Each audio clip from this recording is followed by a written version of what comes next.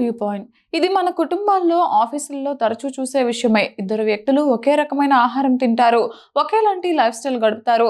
కానీ ఒకరు చాలా వేగంగా బరువు పెరుగుతారు, మరొకరు మాత్రం అంతే సన్నగా ఉంటారు. బరువు పెరగడానికి కేవలం తినే తిండి మాత్రమే కారణం కాదు. దీని వెనుక మన కంటికి కనిపించిన ఎన్నో జీవక్రియలు దాగి ఉన్నాయని ఆధునిక పరిశోధనలు చెబుతున్నాయి. మనం వ్యాయామం చేయనప్పుడు శరీరం ఖర్చు చేసే శక్తిని నీట్ అని పిలుస్తారు. రోజంతా నిలబడటం, ఇల్లు లేదా ఆఫీసులో నడవడం, కూర్చునే భంగిమలు మార్చడం, మెట్లు ఎక్కడం, చేతులు కాళ్ళు ఆడించడం వంటివి ఇందులోకే వస్తాయి.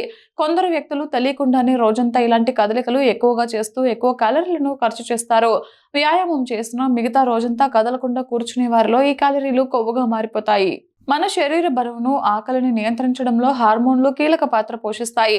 ఆకలిని అణచివేస్తే లెప్టిన్, ఆకలిని పెంచే గ్రెలిన్, గ్లూకోజ్ జీవక్రియను చూసే ఇన్సులిన్, ఆకలిని కంట్రోల్ చేసే GLP-1 వంటి హార్మోన్ల సంకేతాలను మెదడు నిరంతరం గమనిస్తూ ఉంటుంది. ఈ హార్మోన్ల ఉత్పత్తిలో తేడాలు ఉన్నవారికి భోజనం చేసినా త్వరగా ఆకలి వేయడం, తరచూ ఫుడ్ క్రేవింగ్స్ వస్తాయి. ఇది కాలక్రమేణా బరువు పెరగడానికి దారితీస్తుంది. మనం ఎలాంటి శారీరక శ్రమ చేయకుండా విశ్రాంతి తీసుకుంటున్నప్పుడు శరీరం ఖర్చు చేసే క్యాలరీలను రెస్టింగ్ మెటబాలిక్ రేట్ అంటారు.